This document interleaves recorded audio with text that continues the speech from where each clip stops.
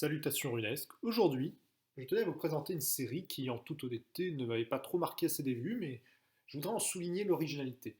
Vous vous demanderez sûrement pourquoi je prends la peine de réaliser une vidéo sur une telle production, et bien évidemment, surtout pour sa dimension historique originale et la qualité globale du travail qui a été mené. Puis c'est quand même un moment de divertissement très correct, on ne va pas chicaner. Série de nationalité allemande diffusée sur Netflix à sa sortie, vous la connaissez donc peut-être déjà, Barbarians, barbare en français si on préfère, mais c'est moins saisissant. J'hésite à indiquer une alerte contre le spoil car on est en pleine narration hystérique, mais je tiens autant à vous avertir dès maintenant si vous préférez regarder les épisodes de cette série, donc avant la vidéo. Compte tenu de l'adoration que je voue à l'histoire, surtout à l'Antiquité, je ne me suis pas retenu longtemps de visionner cette courte série ne comportant qu'une saison. Donc, je l'ai visionnée il y a un certain temps, mais donc il n'est jamais trop tard pour en parler. Si vous ne connaissez pas cette réalisation, voici les bases narratives. La série prend donc place dans le contexte des premiers temps de l'Empire romain, à une époque de stabilisation politique et de rayonnement grandissant des héritiers de Romulus. Plus précisément, on se trouve sous la période du règne d'Auguste, qui était donc le fils adoptif du célèbre Jules César. Il s'agit alors du Principat augustin, sorte de régime hybride, ingénieux, qui prétendait perpétuer les traditions de la bonne vieille République, tout en consacrant une tournure monarchique du pouvoir qui ne s'assume pas.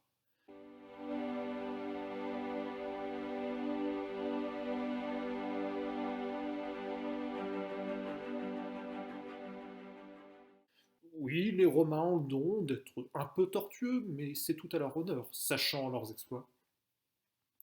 La série Barbarian s'est donc concentrée sur l'extension territoriale de nos chères légions en Germanie. Il faut bien mater ces peuplades de barbares féroces qui ont tout intérêt à bénéficier des lumières de la civilisation romaine, bien sûr, et surtout les mettre hors d'état de nuire pour sécuriser les frontières de l'Empire romain, déjà bien étendues, mais loin d'être consolidées. On notera que la soumission directe n'est pas la seule option des Romains.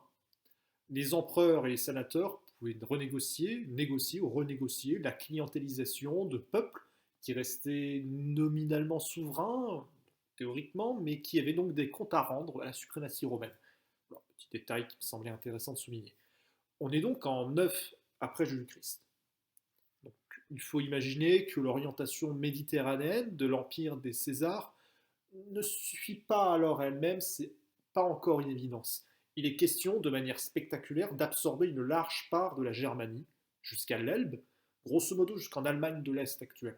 Un parcours titanesque, semé d'embûches, qui finit donc par déboucher sur une catastrophe quasi mythique, la bataille de Teutobourg, ou le désastre de Varus. Victoire écrasante, remportée par une coalition de tribus germaniques, incluant entre autres les Chérusques, qui a de lourdes conséquences historiques.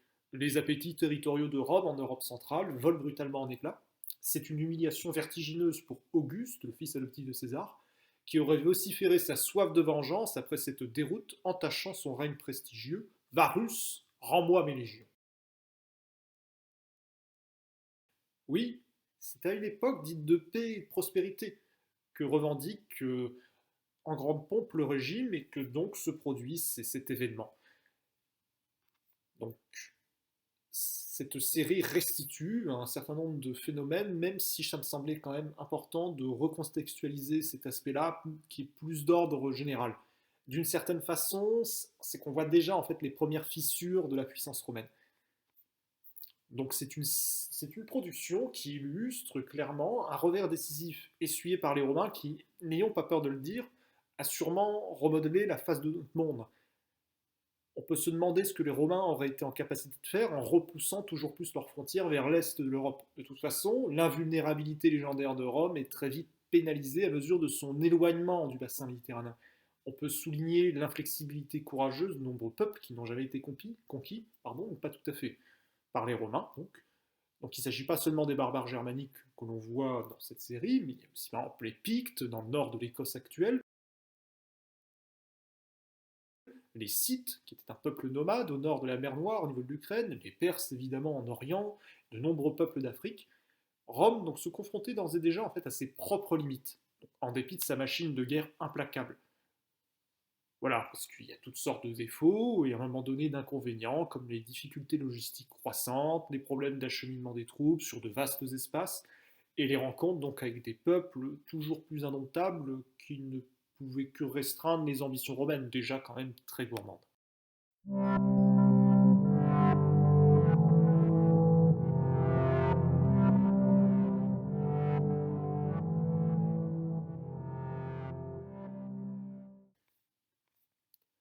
Puisque je parlais de l'adoption d'Octave par César, Octave devient ensuite Auguste à la mort de César, qui était donc son grand-oncle, privé d'enfant, la spécificité de ce fiasco réside dans la participation d'un éminent chef, d'un chef barbare nommé Arminius, Hermann en langue germanique, sinon dans sa trahison, même si faudra nuancer le terme. Varus, qui est légat et gouverneur romain, a en effet élevé et encadré, plus ou moins comme son fils, cet Arminius, qui a donc même acquis la citoyenneté romaine. Dans la province de Germanie, fraîchement établie, Arminius finit par renouer avec ses vraies origines et ressent un vif sentiment d'indignation contre la pression fiscale romaine qui, sinon du pillage à l'état pur. Arminius manipule ainsi son père latin pour le faire plonger dans les sombres forêts de la Germanie, avant de lui tendre une embuscade mortelle avec l'aide de ses alliés tribaux en plein soulèvement. La thématique du sujet, au-delà de cette tragédie romaine, c'est aussi le déchirement identitaire qui devait ébranler le jeune Arminius. Tiraillé entre son sens du devoir envers sa patrie d'adoption et l'appel de ses racines ancestrales qui vibraient toujours au fond de lui.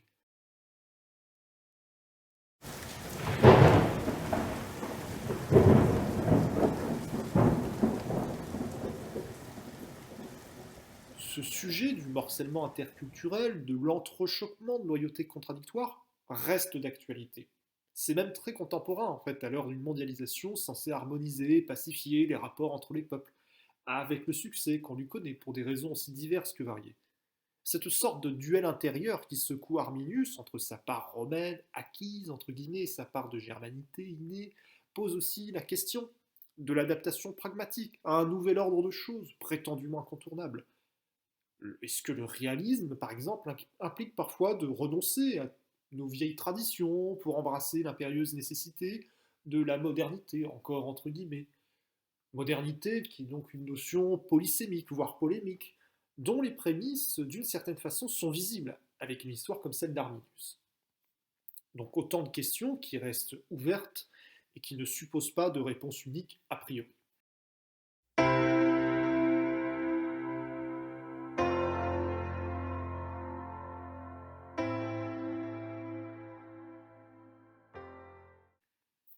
Sinon, j'ai été très séduit par l'utilisation du latin par les Romains dans cette série. Un choix d'adaptation encore rare qui mérite d'être souligné et les qualités linguistiques sont plutôt au rendez-vous à ce niveau-là. Je vous conseille à ce sujet la chaîne d'un superbe gentleman, Polymathie, dont le lien est indiqué dans la description de la vidéo.